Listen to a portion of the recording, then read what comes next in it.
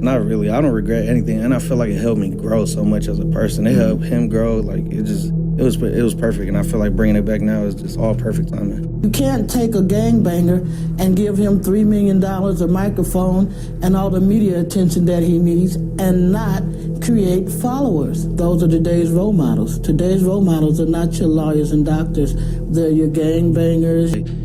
I felt like I was in charge of everything, and it was mentally draining. Like, it was like, bro, I'm just like not fucking with the homies no more. Like, 12-year-old Rodrigo Martinez murdered in his own backyard. Around the park picnic table riddled with bullets. Family and friends pray, share memories and photos. And today we're here at the Fontana Speedway.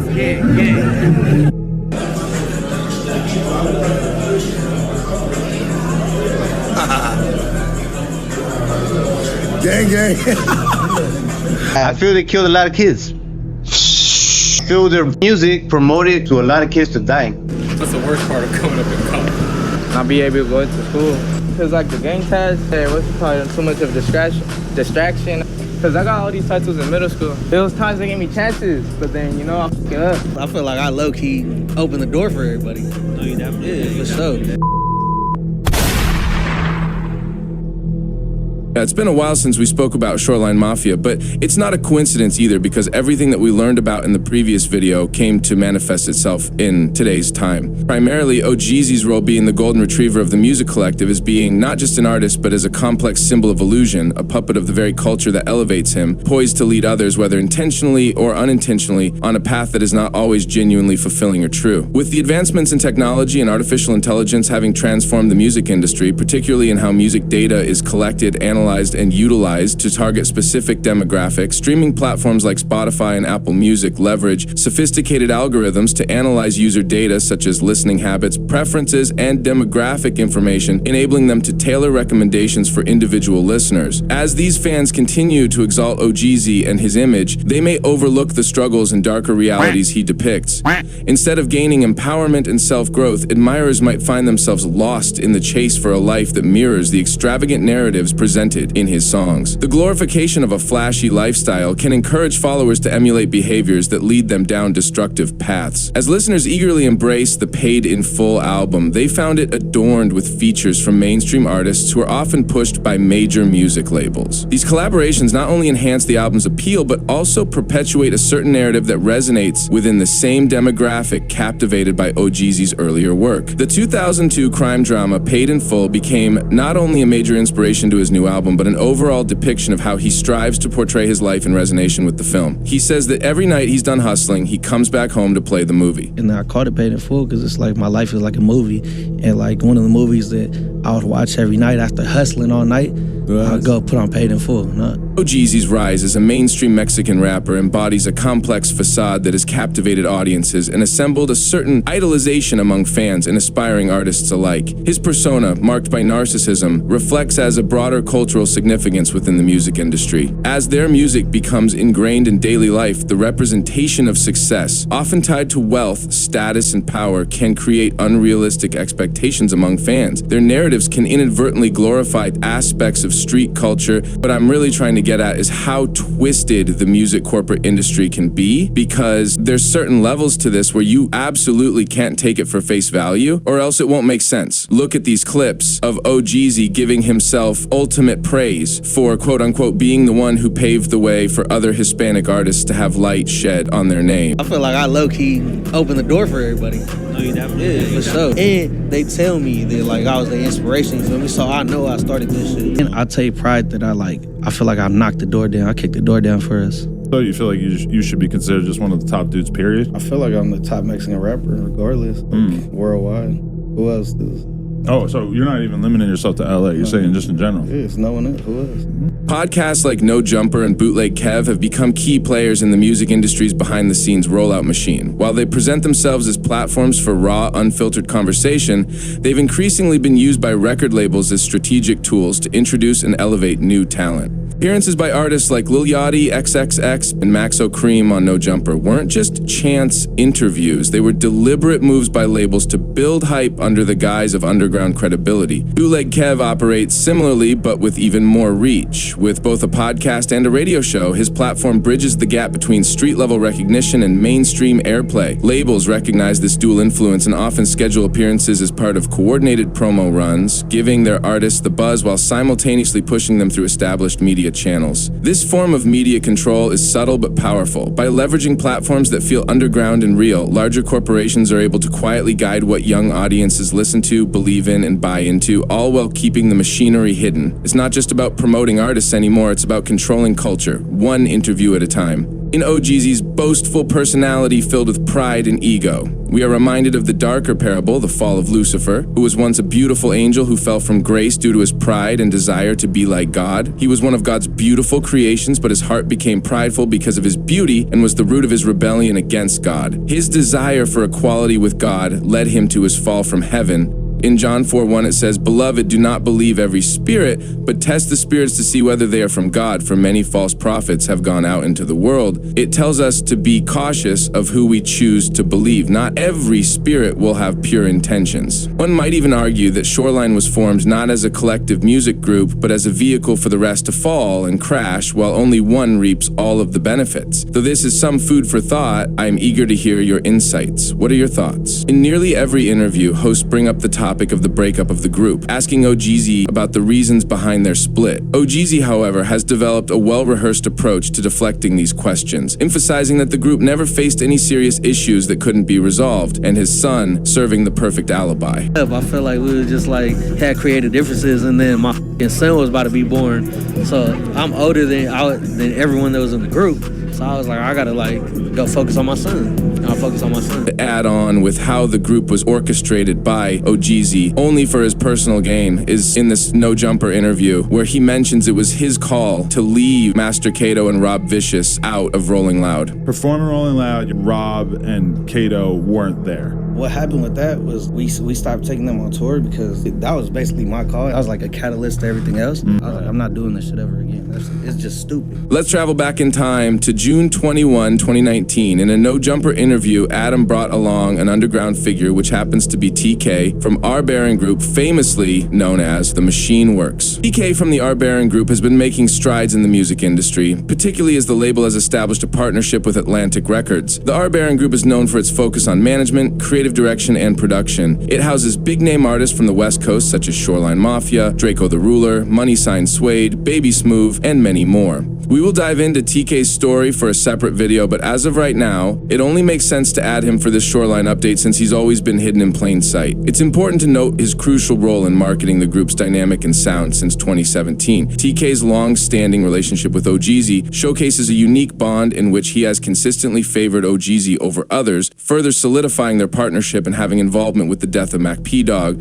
The favoritism between TK and OGZ is evident from the beginning of the video, as OGZ is the first to sit down with TK, who openly praises him, while the rest of the group is sidelined. That shit changed my motherfucking life. Look where I'm at now. I got the baby on my lap. What makes this interview particularly intriguing is the fact that all of the artists and producers affiliated with our Baron are often found working under the same roof. My personal take would be like TK showing off his Pokemon collection. As the interview progresses and the other members of Shoreline start to sit down with TK, tension and awkwardness arise within the whole segment. As the conversation unfolds, Rob's expression conveys a mix of skepticism and wariness towards TK. The cautious demeanor suggests that he is grappling with doubts about TK's intentions and authenticity. See, and that's the thing about this nigga. This nigga know everybody. Now you wanna start this shit. That you watch growing up, warning you about them other eye watching you and shit. That nigga, I'm telling you, he always there. Rob's expression doesn't shift. Instead, it deepens the tension, hinting at his lingering doubts about TK's sincerity. It becomes clear that while TK may be trying to foster camaraderie, the underlying doubts from Rob remain just beneath the surface. Now you wanna start this shit. That you watch growing up, warning you about them other eye watching you and shit. That That nigga, I'm telling you, he always there. After gaining a clearer understanding of the situation where those in positions of authority hold control, the connection to the verse Ephesians 6:12 becomes notably strong, for our struggle is not against flesh and blood, but against the rulers, against the authorities, against the powers of this dark world, and against the spiritual forces of evil in the heavenly realms. Every day we are in a spiritual battle against the oppressors and the higher elites who rule over this world that cultivated it to be all an illusion, to manipulate and destroy. The music industry being an example, we're strongly influenced by music due to its frequency and the instrumentals that make a huge impact towards our decision making. The verse highlights that victory comes from God. The true conflict is spiritual. The story of David and Goliath emphasizes how the battle was not just a physical one, but a spiritual one. David's victory over Goliath is demonstrating the power of God over the forces of evil. Through true faith and reliance on God will he deliver. What Rob said about TK in mind, especially as a couple of minutes after the interview, Mac P-Dog shows up. The mood shifts, immediately showing admiration. Then TK brings up Mac P-Dog doing multiple interviews, additionally demonstrating the surveillance TK has on his artists. Yeah, I wanted Mac P-Dog to get on here. There we go, Mac P-Dog. This nigga been doing interviews like a motherfucker lately, huh? You good? Yeah. The clips of TK with Mac P-Dog are important because it adds on key information from the Shoreline Mafia video that we covered. It proves the argument that Mac P was sacrificed, not by OGZ entirely, but with the Machine Works Group label playing a major role of Mac P-Dog's death. Mac P-Dog is signed to Shoreline Mafia as an extension of their collective vision, much like how Playboi Carti is affiliated with ASAP Mob without being a core member. This arrangement allows Mac P-Dog to maintain his unique artistic identity while benefiting from the recognition that comes with being associated with Shoreline. So Mac P-Dog is the extension of it. He got a single out right now on the Machine Works Atlantic right now with OGZ, and he got a new street single coming out with that's out right now with Brody. We got a surprise. He got a surprise for everybody in 2 weeks with the gang.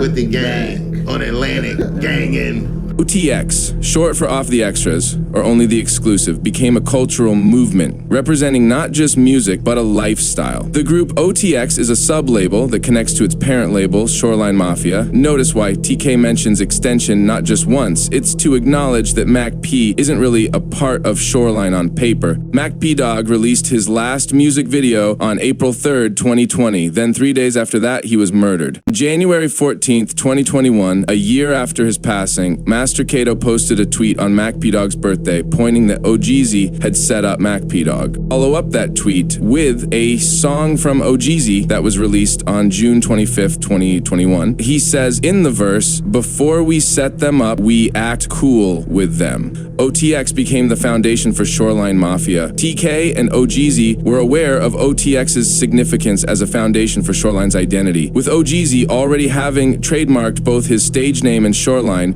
it was clear that he had no intention of stopping there. Hear TK's perspective on what OTX is. Shoreline is a family, and OTX, that's like the motherland to the brand. Shoreline has been branded. The name of the tour was OTX. You look on the clothing, it's OTX. You look on merch items, it's OTX. So it's only right for OTX to be the label. You know, this is the father of that. When you put all that together, this is gonna be something good. I know we got something. I know we can get an indie deal. I know we can get a major deal. But like he said, he's like 2-3 songs in. We don't want to force him to do nothing. The best thing for him to do is just be on the road and perform it. And I want to keep at that pace. Do the video next. Just do everything the way that we want to do. But TK said we, what he really meant was him and Picasso, who are the masterminds behind the scenes of all these artists that fall under the tree in the West Coast. Realizing what happened to Mac P-Dog worked, he wanted to do the same thing to Money Sign Suede and Draco the Ruler. Recognizing the massive cultural and commercial potential of Hispanic artists in shaping future music trends, saw Suede as a vessel to tap into this emerging market. But behind the scenes, the machine demanded more than just music. TK's strategic vision of exploiting Latino influence wasn't just about pushing culture, it was about owning it. A year after Money Sign's passing, TK and his Our Baron group released a movie documentary about Money Sign Suede. Suede's rise wasn't just about personal success. It was rooted in loyalty, community, and giving his people a platform. Before the fame, he booked studio time not just for himself, but for his homies too, including Peso, making sure everyone had a chance to find their voice and eat off the same plate. Suede wasn't gatekeeping the game. He was opening the door for others to shine alongside him. But Peso was being ungrateful and egotistical. Yeah, I got a big ass heart. All we wanted to do, open the doors for everybody. I ain't trying to be the main one. I'm just trying to open the door. They paid for your first studio session? Oh God, he did. I didn't even want to go. I wasn't even gonna show up. I showed up late. Last hour, last 30 minutes. Damn, all that money? Nah, he had already had a session, but then he was like, hey, you know what? I'm gonna get an extra hour. You gonna use it? It's no coincidence that Suede's death aligned with a power shift, one that conveniently positioned Peso as the next in line. TK's Twitter reveals a calculated shift and brings a better understanding. Once heavily promoting Suede, he pivoted almost instantly to pushing Peso after Suede's death. The timing wasn't about grief, it was strategy. Suede's death created a vacuum, and TK filled it with a more controllable replacement to keep the profit pipeline flowing. They was smiling and shit. They offered like a couple deals. But like, no shit, I want to stay there. You can't rush into it, huh? Like, yeah, like, cause you never know they want to fuck you over and shit. Right. This game, this shit dirty as fuck. They want to fuck you over. Now, TK's working with Spaz, yet another Huntington Park native making noise in the underground scene. The progression is no coincidence. TK's deliberate focus on 3 artists from the same city shows he isn't just scouting talent. He's mapping out a movement. He clearly understands that Huntington Park isn't just producing rappers, it's producing voices that influence how an entire generation thinks, dresses, and lives. It's also hidden in plain sight how Our Baron were the ones who were managing Draco and the Stink team.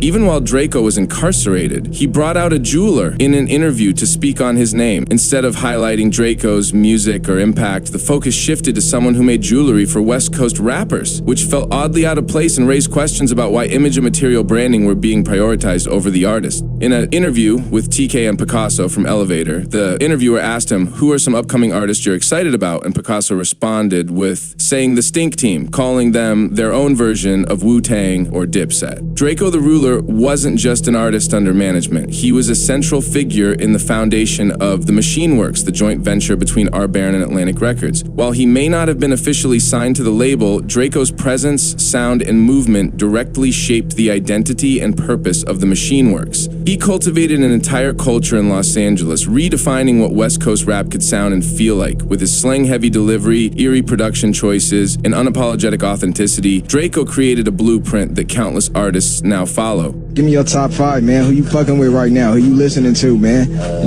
I listen to Draco. You feel me? Draco hard. This behind-the-scenes partnership makes perfect sense when you understand Our Baron's role. They don't just sign artists, they craft legacies. Draco the Ruler's music always carried a haunting tone, cryptic, raw, and often sounding like a man who knew his time was limited. His whispered flow and nervous music were reflections of real paranoia and danger. Ron, the producer, one of Draco's closest collaborators, spoke on a podcast and addressed a controversial line. What he shared gave deeper meaning to the lyric and sparked even more conversation around whether Draco was predicting his fate or simply making peace with what he saw coming. I believe God took Draco because he had a bigger purpose for him. You know what I'm saying? Just like how he took Nipsey. I think we're living in hell probably, huh? Man, come on, man, you know it. With Draco though, he say shit into existence, bro. So he was talking about that? I'll be honest with you, look, from the beginning of time, the tongue has been dangerous. And then you a rapper, bro, so it's like, I feel like that shit it's spiritual, food. It's the energy you put Why out. he was Like, gonna say he was getting smoked and all that, or what? Nah. He said something in a song with Duffy and Peso before he died, bro. What'd he say? It's in the Cliffhanger song. Tell God save a bad for me coming soon. And then me and Ralphie and everybody was telling the nigga to take it off. And he was like, nah, nigga, I ain't say that. And then it was just like, a couple days later, nigga died. TK and Picasso's expertise in blending East Coast style strategy with West Coast authenticity allowed them to turn Draco's incarceration into a cultural moment, keeping him relevant and respected in a scene that moves fast and forgets faster. For fans and industry alike, Our Baron's tight control and vision transformed Draco from just another underground rapper into a symbol of resilience and artistry, cementing both his name and their own as indispensable to the story of modern LA rap. Draco the Ruler's passing passing wasn't just a tragedy, it exposed how easily principles are traded for profit. After his death, Shoreline Mafia, who had previously shown alignment with Draco, teamed up with YG on a new mainstream single, despite the well-known conflict between Draco and YG. The move was a blatant switch-up, a hop from one side to the other purely for financial gain. Before Draco the Ruler's death, and long before Shoreline Mafia's controversial collaboration with YG, the betrayal within OTX had already started to unfold. OGZ, seeing an opportunity, began positioning himself as the frontman of the movement. Despite OTX originally being tied to Mac P-Dog and AFO, respected figures who helped build its foundation. Instead of honoring that legacy, OGZ quietly took ownership of the OTX name, rebranding it for his solo game, while distancing himself from those who originally gave it meaning. The O tattoo on OGZ's face is a representation of his ownership over the OTX label. Beneath the surface, it's a silent testament to his strategic takeover from Mac P-Dog and AFO, a move that no one fully understands. While the world sees a symbol of success, only a few know the gritty, behind-the-scenes story of how he quietly stripped that away. OTX, that's our label right there. OTX, that's our label right there.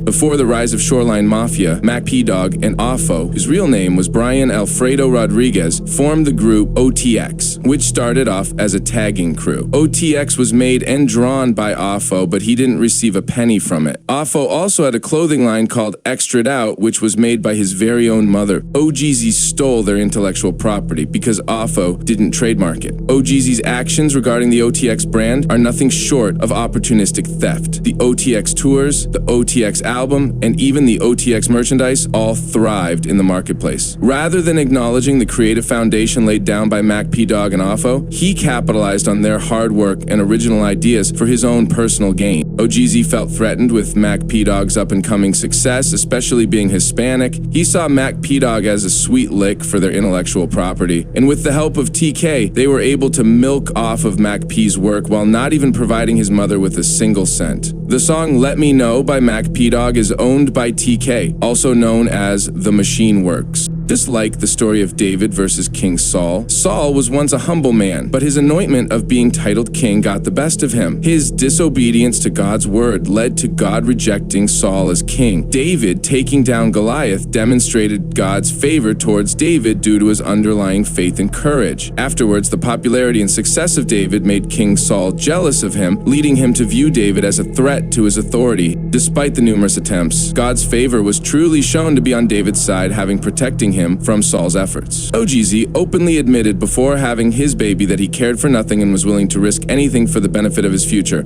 already scheming with a plan of his own while the group rises in popularity. Before my baby, like I would be willing to take, just like before music, I'd take like any type of risk, you feel me, to get money, to do all types of shit. It's like, I used to not care about nothing, you feel me? Now it's like I got my son, and that's all I can think about at the end of the day. Simply the little things make a huge impact in providing clarity. Notice in the very same interview, he is asked about the favoritism within the group. Then, OGZ deflects the question by saying he sees each other as equals, and they are all one pack. Funny enough, Adam asks about how Future reached out to OGZ, and he only mentioned himself. On tour all together and stuff.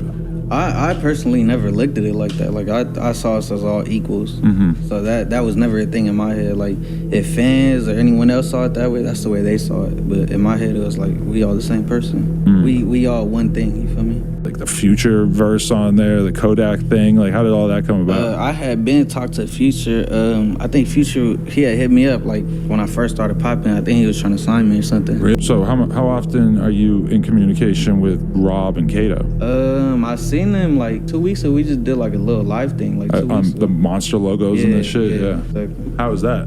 It was cool. It was whatever, you feel me? It was a little check. OGZ's interactions with Kato and Rob seem like it's been strictly transactional, primarily revolving around their business related to Shoreline. The relationship is defined by financial gain rather than mutual support. For OGZ, his priorities indicate that loyalty is secondary to business interests. Please your close attention to OGZ's face and demeanor to when the topic of Mac P-Dog is brought up. That was R.I.P. P-Dog, man. Shout out my nigga P-Dog for sure. It was a lot to take in, you feel me? Besides us as a group, like officially, like just doing our own thing. P-Dog shit happened the same day, you feel me? So it's been a lot to take in. I've been helping as a family out and shit. We've been doing a lot of like behind the scenes shit. It's not much I could say besides that. You know, we all love him, we miss him, and I wish this wasn't the way that it had to happen, but it's happening. It happened, and all I can say is we love him, we miss him. You feel me? Rest in peace, man. That sucks. R.I.P. He had a long way to go, you know. Phoenix brings his point of view and admits the label being the reason for their breakup. He'd be left out when it came to the creative directory of the group. He'd have no clue on what would be going on and have no choice but to succumb to whatever the label instructed them to do. I never knew nothing. Like, I would just not be included. I feel like I would just be left out of hella shit. Like, you know what I'm saying? So, management, homies, shit, this person, that person, I could go on and on, you know? That shit, I just got, like, over that shit. Part of the label fault for sure, but, like... Right. Shoreline had signed a bad deal with TK. It was almost a $2 million deal. TK received his percentage of the deal for finding the rappers. Each member received $250,000, and at the time, they were young upon signing that deal, so they didn't know what they were getting into. The whole time, the label was shelving their album on purpose. Phoenix later on hints at how money changed them mentally. You got 4 people that's young, coming up, you know what I mean? Just get hit with their first $250,000, you know what I mean? You gonna change mentally. Rob Vicious felt a sense of betrayal as the industry revealed itself to him. The industry seemed intent on molding him into a version of himself that would best serve their interests. This manipulation left him feeling played and exploited. Y'all got me fucked up, bro. And I ain't selling out niggas sucking no dick. I ain't doing that shit, bro. Y'all niggas weird, bro. Fuck niggas, bro. I be damned I let a nigga tell me what to do. Shoreline being formed from envy, greed, and betrayal resonates deeply with narratives from biblical times like the story of Judas Iscariot and Jesus Christ. In both contexts, motivations rooted in jealousy and self-interest lead to profound betrayal. Judas, one of Jesus' closest disciples, ultimately traded his loyalty for 30 pieces of silver, illustrating how greed can corrupt even the closest relationships. Realizing the gravity of his betrayal, Judas was overcome by remorse and attempted to return the 30 pieces of silver back to the priests, but they would not take it back because it was blood money. Judas threw the silver pieces to the ground and left. Afterwards, he hung himself. While reflecting in an interview with Master Kato, he provided insight of how he joined Shoreline Mafia, shedding light on the collaborative atmosphere and the excitement he felt when becoming part of the group. However, his insights also serve as a critical piece of evidence supporting the statement that Ojeezy strategically orchestrated the formation of Shoreline Mafia primarily for his own benefit. Kato joined Shoreline Mafia years after high school when Ojeezy reached out to him, and within just 5 months, they signed the deadly label deal. That's when I kind of met Shoreline a little. I met Ojeezy shortly after high school. We started kicking it for real. I was always with Shoreline and shit a lot, but I was never officially Shoreline. Like, you know, like I had times to join, but I never really officially joined. And one day, that's when it was probably like, I think about like 4 or 5 years after high school, talking about Ojeezy came to me and was like, yo, shit, come on, let's do this Shoreline shit. And shit, that's where it started. After that, motherfucker, shit, we got signed for like 4 months, 5 months after I joined. You feel me? It was like some quick shit, bro. Like, I mean, this way, I planned this all in my head. I had this all figured out. Yeah, I knew like this was gonna happen. We don't think it's a coincidence how Ojeezy has been rapping for over a decade, yet continuously recycles the same repetitive lyrics. Is it a stylistic choice, or is there something more insidious at play? We've all turned a blind eye to music, for I share this verse with you from 1 John 5:21, where it is said, "Dear children, keep yourselves from idols." This mention of idols could refer to both physical idols people worshipped, or to anything that came as higher priority than God, such as material possessions and relationships, for example. An example of idolatry is Shoreline Mafia's references to lean abuse, which they portrayed as a symbol of their lifestyle and success. Through their music and social media presence, it embedded in their identity. This portrayal resonated with their audience, many of whom began to seek out the drug themselves. The prevalence of lean in their songs created a schizophrenic perception of looking like a rapper. In the song section by Shoreline Mafia, Ojeezy says, "My section full of whinens like children." Ojeezy's choice of words suggests an awareness of the demographics that populate their fan base, primarily young listeners who are easily influenced and often seek guidance from figures they admire. It's been in front of us the entire time, but we've been clouded by the media and corporations that program us. Hear what LA native Compton Chapo has to say about Shoreline being the promoters of How to Be a Junkie. Shoreline Mafia, they're the main promoters to how to be a junkie. And I interviewed Phoenix not too long ago, and Phoenix went out of his way to say like, yo, I kind of feel bad. I feel they killed a lot of kids. I feel their music promoted to a lot of kids to die. You know what I'm talking about? Yeah, man. I'll tell you that right now. Shoreline was like the main promoter of being a junkie. Similarly, Juice WRLD's journey began with an admiration for Future's music, which often included themes surrounding heavy drug use, especially lean. Motherfuckers is really addicted out here because of some music. 2 years later, 3 years later, Future dropped 56 Nights. Hearing that music at such a young age, nigga, I was trying to sip lean in 6th grade. How much of your money do you think you spent on activists? Oh man, I spent $1 million plus on lean. That's not a flex. Are you fucking serious? It's disgusting, yeah. How does it feel when you withdraw? Oh, dude, the withdrawals are the worst. How does it feel when you lie to people and have to get money to buy it and like you ruin your life because of it? Horrible. Soundly. Like that's why all my takes, like I really try to just go by myself. And I could have some. I'm in the studio with everybody. Right. And I got like contests on it. To further emphasize the sinful act of idolatry, OGZ's decision to wear a Jesus piece isn't just a fashion statement, it's a glaring confession of his soul's betrayal. For those who don't know, the Jesus piece is not a representation of faith. It's a symbol of exchanging your faith and belief for the materialistic, tangible things of this physical world. It's not just a pendant, it's a symbol of surrender, of his willingness to chase fame at any cost. From the start, he's shown that he sold his soul, ultimately being a pawn with the narcissism of a wannabe kingpin. The music industry often hide away from mentioning Jesus Christ, fully realizing that disruptive secular music keeps the money flowing and generations brainwashed. Jesus. I look at him like, I say Jesus. And the next question is, watch out for the thunder out this mall. He saved me.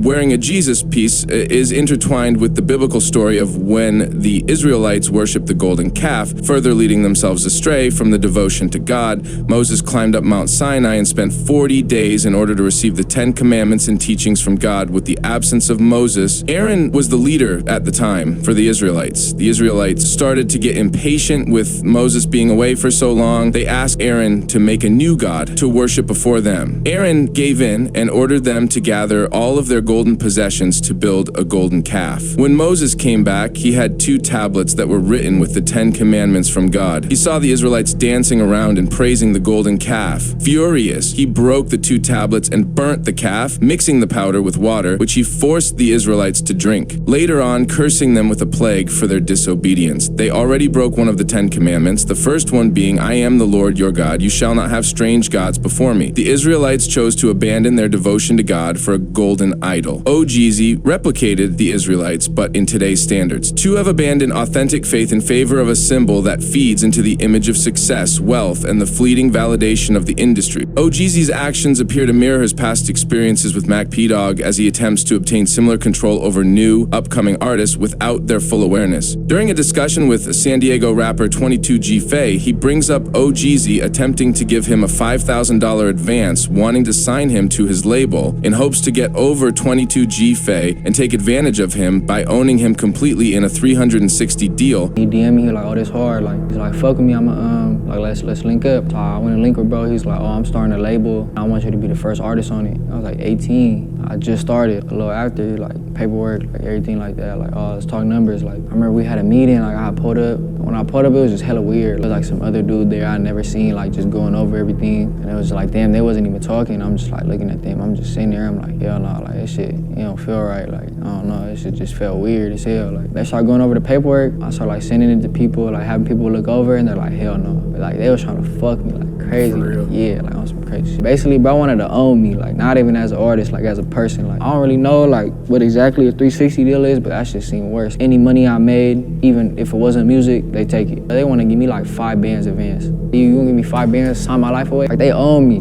Like, they own me type shit. Like, oh, let's say I signed to them, a major want to sign me for 2 M's, like, boom, they could sell me for 2 M's, and I don't see a dime out that shit. Just cause like I'm young, I'm just starting out, so they think like, oh, I'm gonna just sign this shit just cause bro OGZ. 22G Faye reflected on how OGZ's established fame and notoriety could easily create a narcissistic power trip that might not be in his best interest, and anybody that looks up to him can potentially fall for the trap. It became increasingly clear that OGZ sought not to collaborate musically, but desired a level of control that extended far beyond the artist label unstable relationship. Pride breeds arrogance, which can distort one's perception of reality and cultivate a troubled mind. OGZ displays an unmistakable aura of pride and arrogance that shapes his very identity. To him, life is akin to a cinematic journey, each moment unfolding like a scene where he is the central figure. OGZ's influence from 3 6 Mafia runs deep, and it's impossible to ignore the darker side of this inspiration. Where does the name come from?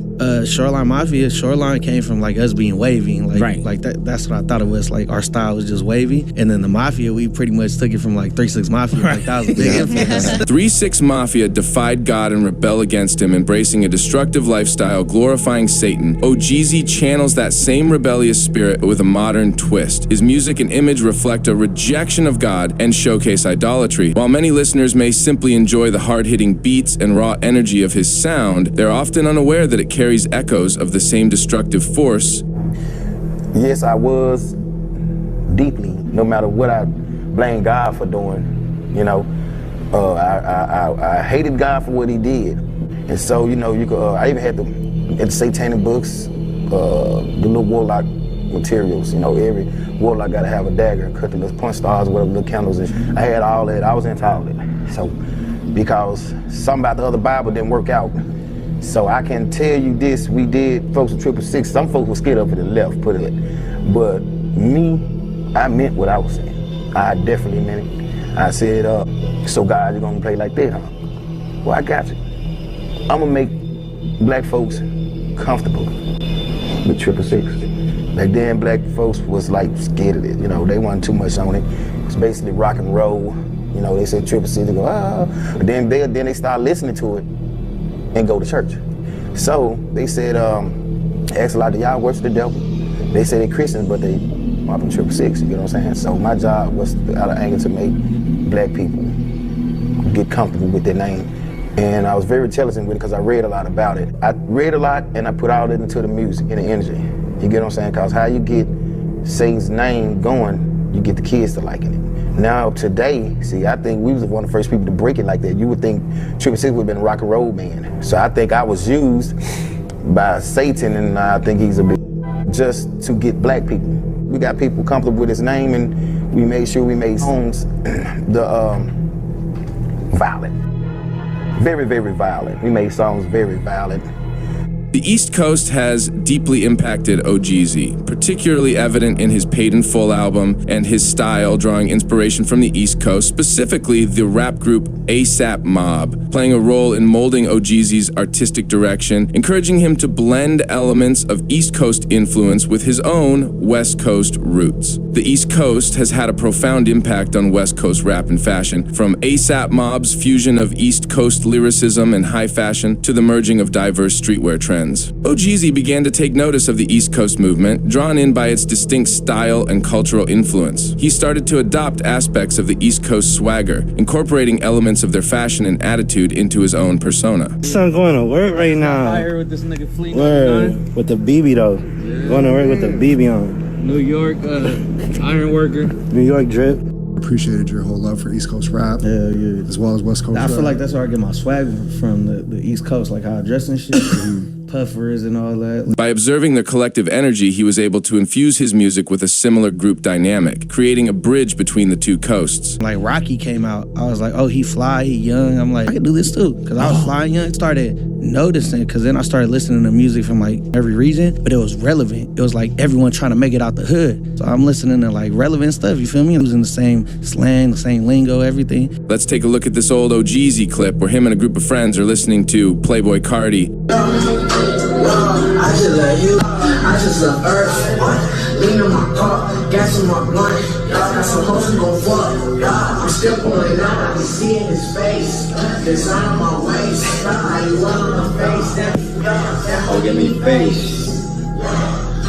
Understanding the impact ASAP Mob was making in the industry, TK encouraged OGZ to hop on the ASAP Mob wave, recognizing the success the group was achieving, and confidently predicting that a similar momentum could be generated on the West Coast. By introducing a Hispanic artist as the focal point, they aimed to infuse a fresh perspective into the movement. Another close friend of TK is Chase Infinite. Chase Infinite has long been recognized in the music industry as a powerhouse talent manager, particularly known for his role in guiding ASAP Rocky Rocky to stardom. Some of the first people I met when I was in Atlanta, I met Chase Johnson, aka Chase Infinite. That's who managed A$AP Rocky, Playboy Cardi, what else, P? I mean, just a significant figure in West Coast of New York. Now, I know, it's a lot of names. It might feel overwhelming, but stick with me, it'll all come together. The pieces of this puzzle are important, and understanding them can change everything you thought you knew. Each one plays a pivotal role in a narrative they've been gatekeeping from us for over a decade. Chase Infinite is from Los Angeles, and how the connection of A$AP Rocky came to be was through fashion. Interestingly enough, Chase Infinite and A$AP Rocky had not collaborated or interacted directly before until the release of Purple Swag. We always were different or not really accepted within the landscape of Los Angeles because of our stance. We were heavily influenced by some of the East Coast stuff, heavily influenced by West Coast stuff, also, influenced by the world, so our stuff was always a mixture. And how the connection came with A$AP Rocky? Through fashion, really. When Purple Swag kind of came out, I was in contact with the brothers, but we didn't have a formal, business relationship.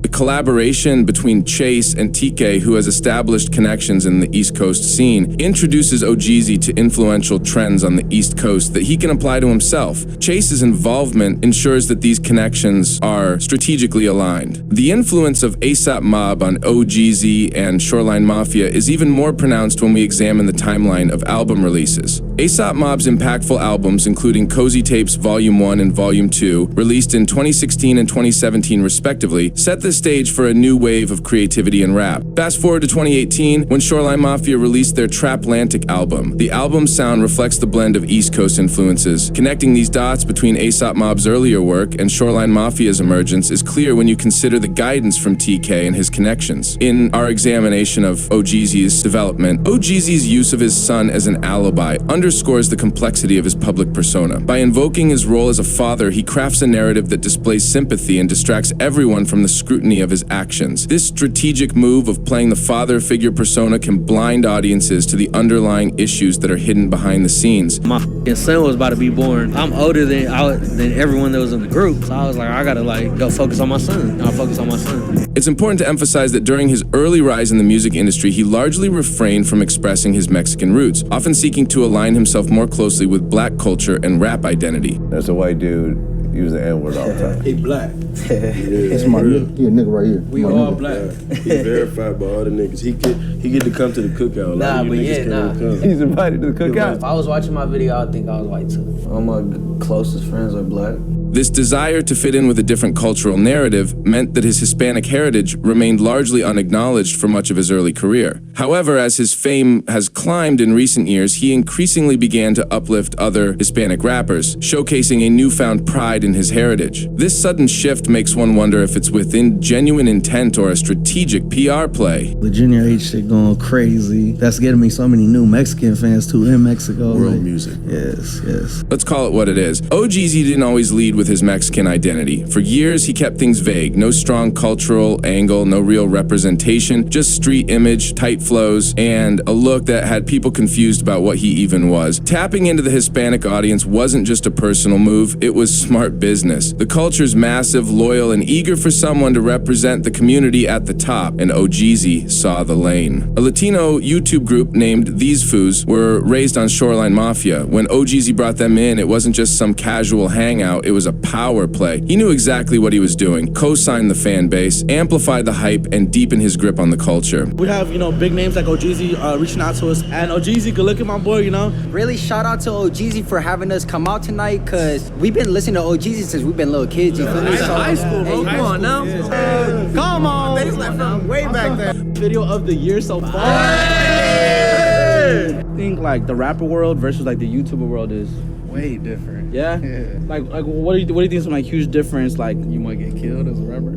Yeah, they came off like groupies, but that's the point. There's thousands more just like them, and OGZ's making sure they all know who to look up to. This isn't a cultural awakening, it's strategy, and it's working. a published article that emphasized OGZ's collaboration with Mexican artists, the question of his musical influences, particularly regarding Spanish music, was brought to the forefront. He admits to not listening to it in the past, and now all of a sudden, as of recently, he's been getting into it. The sudden shift in OGZ's collaborations with Hispanic artists, despite previously distancing himself from that space, speaks volumes about how record labels and corporate interests shape artist moves to fit market trends, not personal culture. This isn't a coincidence. It's a strategic move orchestrated by industry executives who recognize the massive commercial power of the Latin audience. As regional Mexican music and Latin trap surge in popularity, labels are repositioning artists to cross over and capture that market, regardless of their prior artistic direction or personal alignment. This kind of shift is part of a larger industry pattern, corporations using identity and culture as marketing tools, not as authentic expressions.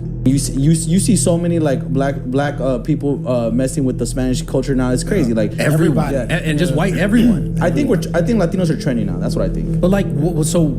I'm just curious. What was the switch? No idea. I think it's J.O.P. all the music. Peso Pluma. Basically, I feel like them two really blew this shit up. Changed it. Yeah, they blew it. What might seem like an artist embracing their roots is often just the result of backroom conversations and data-driven strategies designed to appeal to younger, multicultural audiences. It's not about representing the culture, it's about monetizing it. For most of his career, OGZ, despite his Mexican roots, stayed firmly in the lane of LA street rap, rarely engaging with Latin music or artists. Now, suddenly working with names like Peso Pluma and J.O.P., this isn't unique to OGZ. We've seen similar examples across the industry, such as Snoop Dogg linking up with Band MS, a major regional Mexican group, despite having no prior connection to the genre. Clearly a strategic collaboration. DJ Khaled inserted himself into Latin spaces through collaborations with artists like Anuel and Ozuna, even though his brand was never connected to that world. In the cutthroat world of hip-hop, OGZ's overwhelming narcissism and arrogance make him believe he's untouchable. Convinced he's the #1 artist in the world, his ego blinds him to the competition as he relentlessly asserts his dominance, no matter who stands in his way. Check out this little slip that rapper Lefty Gunplay said in an interview when he's being compared to OGZ on Who's Better.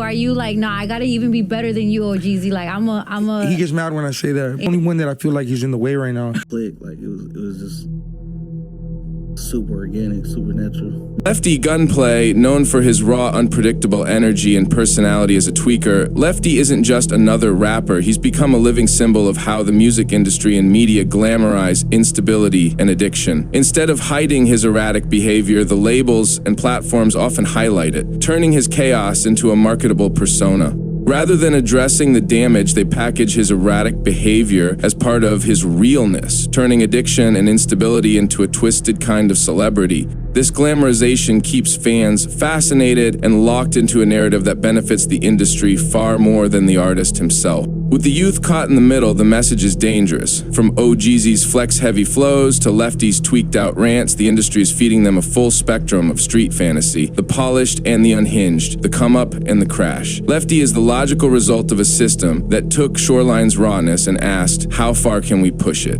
Ironically enough, in an interview with OGZ, he called Lefty Gunplay one of the homies. But in the upcoming Shoreline Mafia tour with Santa Fe Clan, the labels removed Lefty Gunplay from the lineup and replaced him with Bravo the Bag Chaser. He's funny because he always shouts you out. He's like, I'm the biggest rapper in that label besides OG. That's my boy. I fuck with him. I be trying to put him on a lot of game and give him a lot of good advice. He does give you a lot of credit for that. Like he tells us. Like, I think I tell him stuff that like the usual homie wouldn't. You feel me? Exactly. I never try to miss a guy. Nobody. Always need the industry. Motherfuckers took me on my tour too. Big, that shit fucked me up, bro. I was on the Shoreline Mafia tour, bro. On the hood. I don't know who took me off that tour. I apologize, bro, for whatever way I disrespected you, bro. Y'all replaced me with Peso, Bravo.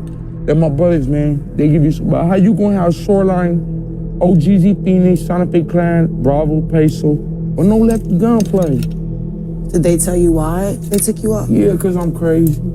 And now we're seeing the formula expand. Hispanic rappers like Blanco 15 and Tommy Guns are rising fast, not just off street credibility, but because they're part of a growing trend that labels are eager to monetize. It's all image, no foundation. These aren't kids who came out of war zones. Blanco's from Palm Springs, a tourist city with golf courses and retirement homes. Tommy's from Pixley, a town so small you can probably walk across it in 10 minutes. These are places where everyone knows each other, not the kind of places where serious gang politics run deep. The truth is, these artists are just actors in costume, playing roles that sell, face tats, guns and videos, lyrics about ops and switches. It's the same formula. The labels dress them up and feed them to the audience as authentic because they know the youth don't check the background, they just follow the image. And when that image is loud, violent, and chaotic, it spreads fast. Tommy Gun, what's up, bro?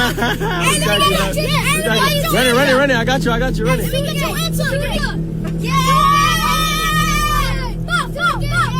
Come on, man. Hey, let me get your answer.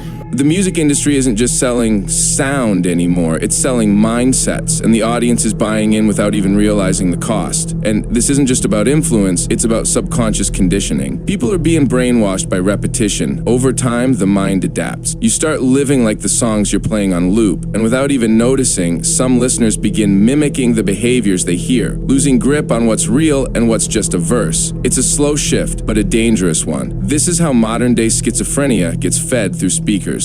Understanding Shoreline Mafia. OGZ and Phoenix were the two original members who laid the foundation for Shoreline Mafia. Their connection was the primary catalyst for the group's creation, and it was their initial collaboration that set the group on its path. Rob Vicious and Master Kato were not part of the original duo. Instead, they were recruited into the group later on by OGZ. They were essentially both fillers for the group, and the timeline of Shoreline Mafia's development is visible through the evolution of their SoundCloud catalog, with tracks dating back to 2015. OGZ's entrance into the music scene with being the founder of Shoreline Mafia came at a time when he was already an adult, being 24 years old when Musty came out. OGZ's approach to his rise for Shoreline Mafia is marked by a pattern of keeping key actions and decisions behind the other members' backs, which speaks to his strategic manipulation. No one wanted to collaborate with him, and it even got the point where he started copying OGZ's hairstyle. OGZ's baby mama further proves this by taking it on social media and exposes Phoenix. There's speculation that supposedly the song is a subliminal diss towards OGZ. OGZ and TK deliberately screwed over the rest of Shoreline Mafia, manipulating their contracts to give OGZ the upper hand, leaving Phoenix out in the cold with no support, forcing him into a corner where he had no choice but to go independent and act out of pure desperation to stay relevant. Like, I wasn't really making too many decisions on it. I was just not knowing what was going on. Like, I just, what I'm saying? So if a situation not working for yourself, what I'm saying? You gotta go fix it, go do what you gotta do, man. Phoenix already had the mindset to sell out. He says he was supposed to work with the same manager as OGZ 4 years ago, but the favoritism shown toward OGZ fueled his jealousy. This sense of being sidelined likely motivated Phoenix to seek his own path. Management, that's what it is. We got the same management right now. Shout out Rory, shout out Paulo, shout out Eric, shout out all the folks I'm working with, you know what I mean? I was supposed to have been working with them back then, like 4 years ago. When bro started working with them, I was supposed to work with them too and shit, but it just, where I was at wasn't right there where what was going on. I was like, I gotta do this on my own, like, I gotta figure this shit out, you know what I'm saying? Everybody acting like there was a beef. There was never no beef or nothing like that. Like, it wasn't never no shit like that, you know what I mean? Phoenix Flexen's return under OGZ's wing, now wearing the Big O chain, isn't just a reunion, it's a public display of submission. You guys didn't know that? Wait, OGZ signed Phoenix? Yeah, you guys didn't know that? For sure. Factual, all facts. Oh, I thought it was at Senor Sushi. I thought it was like both, like they both own like 50. I'm thinking it's 50-50. So OGZ. Would you say they would be 50-50? No, I didn't know OGZ like signed Phoenix. Yes. I thought it was it a sign up? Okay. I don't know if he signed him just to show.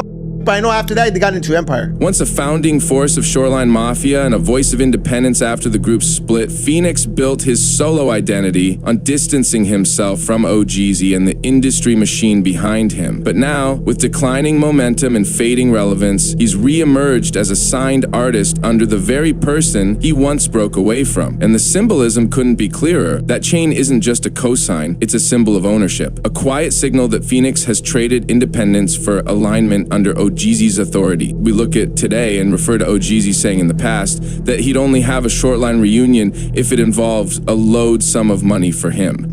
What kind of bag would it take to get you guys to come back together to do like a one-off? Bag. A super bag? Would your bag have to be bigger than everybody else's?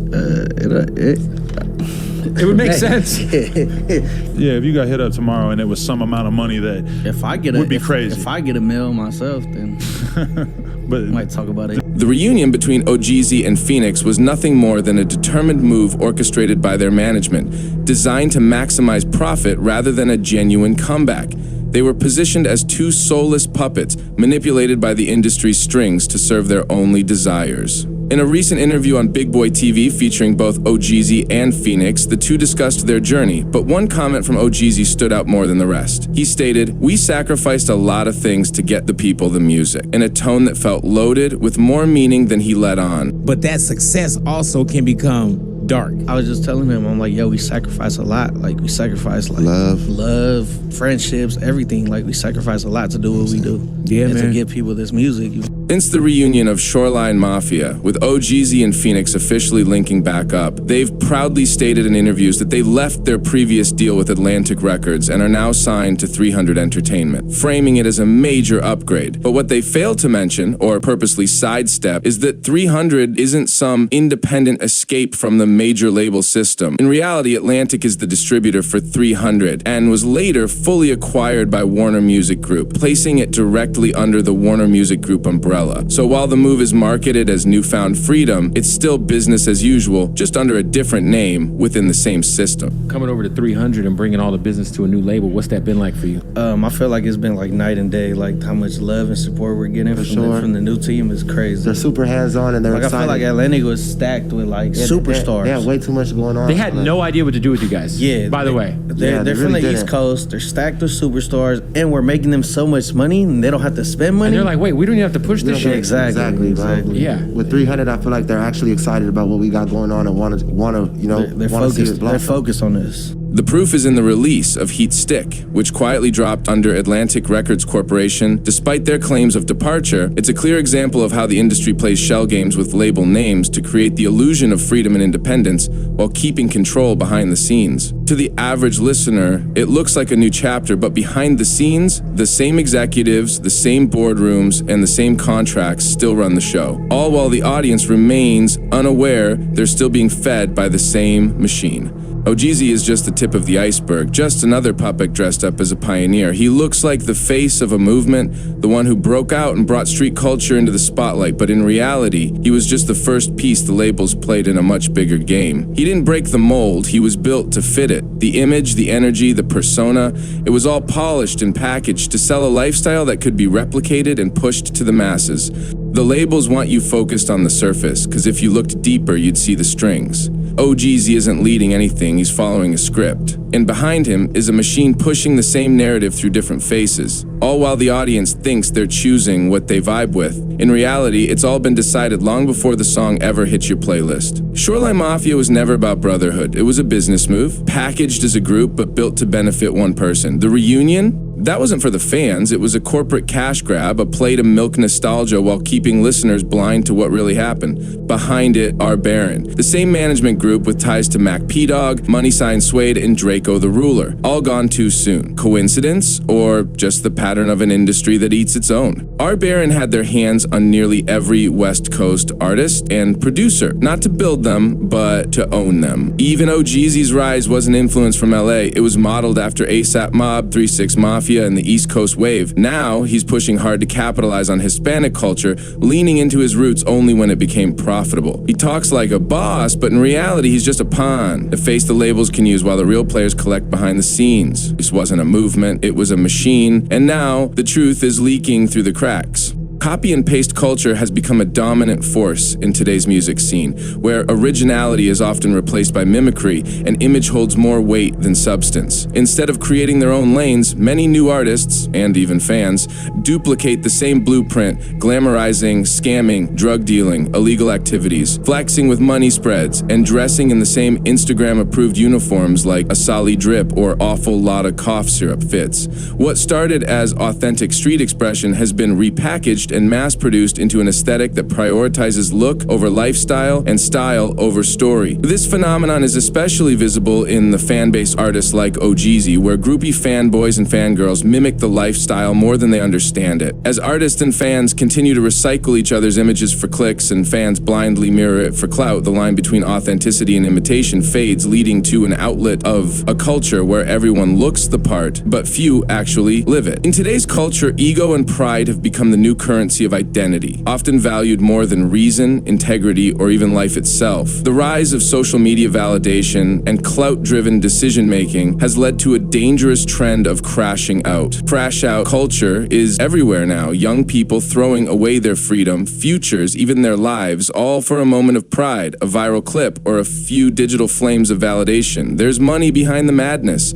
Music labels have found a gold mine in glorifying violence, addiction, and chaos. It's a proven formula. Sell rebellion, dress up destruction as identity, and push artists like Shoreline, Lefty Gunplay, Peso, and many more to flood young minds with the soundtrack to self-sabotage. To get even deeper, there's prisons who are invested in this too. Literally, private prison investors have been known to hold stakes in music companies. Why? Because when the music encourages crash-out behavior, reckless choices, gang activity, drug use, it leads to real-world consequences. And every time someone crashes out under that influence, it's not just a tragedy, it's a payout. The same hands feeding you the music are building the cages you'll end up in. It's a loop. They market destruction, you live it, they lock you up and cash out twice, once off the stream and again off your sentence. And the craziest part, most people still think it's just entertainment. This isn't culture. It's a trap disguised as freedom, and the price is your life. Between the late 80s and early 90s, I was what you may call a decision maker with one of the more established companies in the music industry. The industry had more control over the public and had the means to influence them any way it wanted. Right. I was invited to attend a closed-door meeting with a small group of business insiders to discuss rap music's new direction. Rap music's new direction. Yeah. Among the attendees was a small group of unfamiliar faces who stayed to themselves and made no attempt to socialize. Based on their behavior and formal appearances, they didn't seem to be from our industry. We were asked to sign a confidentiality agreement preventing us from publicly discussing the information presented during the meeting. At this point, I began to feel slightly uncomfortable and the strangeness of this gathering. The subject quickly changed as the speaker went on to tell us that the respective companies we represented had invested in a very profitable industry which could become even more rewarding with our active involvement. The companies we worked for had invested millions and millions into the building of privately owned prisons, and that our positions of influence in the music industry would actually impact the profitability of these investments. Anything that was harmless, fun rap, anything that had a message in it had to go. Same people who own the labels own the prisons. Literally the same people who own the labels own private prisons. The records that come out are really geared to push people towards that prison industry.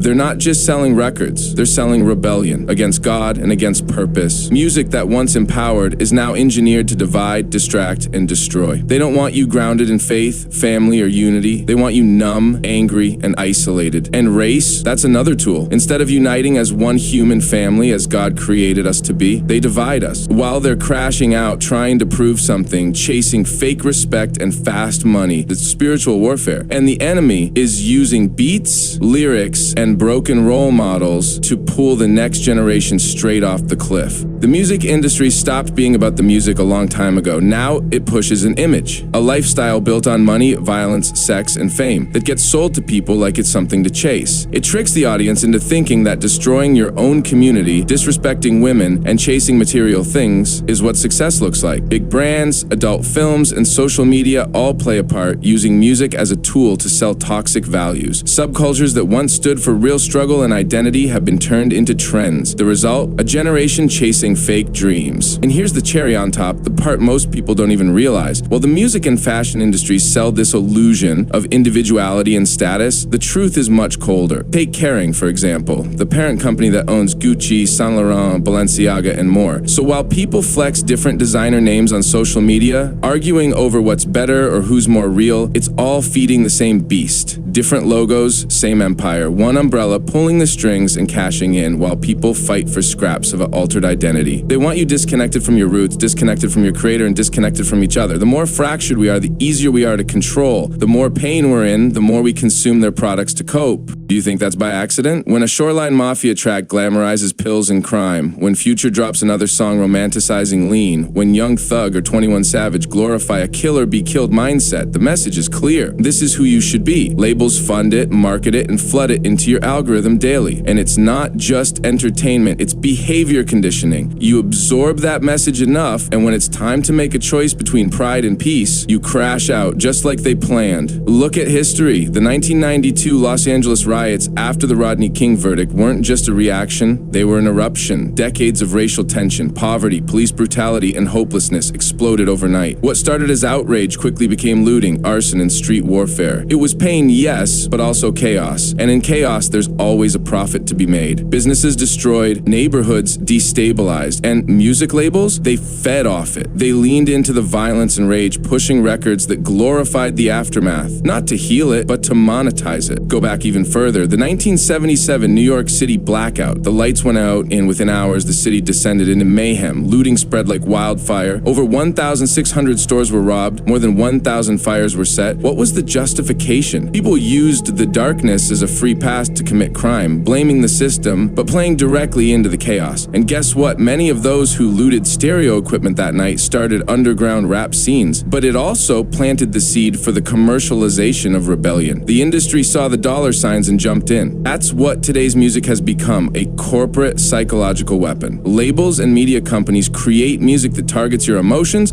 especially your anger, your lust, your pride, and keep you in a reactive, unstable state. Push you to worship money that loses value every year, idolize chaos, reject faith, and turn on your own. And let's be clear, it's not just about the artists. Most of them are pawns. The real power lies with the corporations and investors who decide what gets funded and promoted. These same entities have ties to the prison industrial complex. The artists aren't in control. The labels aren't even in full control. Behind them are investment giants, hedge funds, and asset managers, entities like BlackRock, Vanguard, and State Street. These are the true rulers, the ones who quietly hold shares in nearly every major corporation on the planet. They are the architects of this system, operating in the shadows while pretending to have no hand in the destruction. BlackRock is just the tip of the iceberg. They manage trillions of dollars in assets and have quiet control over companies that produce media, technology, weapons, pharmaceuticals, and yes, entertainment. They sit at the top while the world fights itself at the bottom. Every riot, every crash out, they benefit. Not by accident, but by design. It's a spiritual war. We, the people of God, are fighting forces far greater than corporations or corrupt systems. We are fighting spiritual wickedness in high places. Just as scripture warned, these rulers of the earth aren't just pushing greed, they're pushing confusion, division, and destruction to keep us disconnected from God, from each other, and from truth. But once you reclaim your identity, once you realize who you are and whose you are, the game changes. We aren't meant to crash out. We're meant to rise up, to rebuild, to walk in purpose, and most importantly, to fight back spiritually. The culture isn't just under attack, it's under control. But those of us anchored in God, we see through the fog, and we're not backing down. Before we wrap this up, I just want to say thank you all for your patience. I know this video took longer than expected to drop, and I appreciate everyone who stuck around and waited. The reason for the delay? I've been working on making these videos longer, more in depth, and worth your time. It's all about giving you something real, not rushed. Building this kind of content takes time, and the fact that so many of you continue to support, watch, and engage means everything. I'm grateful to have such a loyal, tapped-in community behind me. And above all, I give glory to God, because without Him, none of this would be possible. The knowledge, the voice, the drive to dig deeper and share truth, it's all from Him. Like it says in Proverbs 15:14, the discerning heart seeks knowledge, but the mouth of a fool feeds on folly. That's the mission here, to seek truth, share it, and help others do the same. I want to give a moment of respect to the ones we've lost. Rest in peace to Mac P-Dog, Money Sign Suede, Offo, Draco the Ruler, and Say So the Mac. Their stories, their voices, and their energy won't be forgotten. Much love to everyone watching. God bless you, and more is on the way. Don't forget to remember that it's not about what they tell you, it's about what they don't.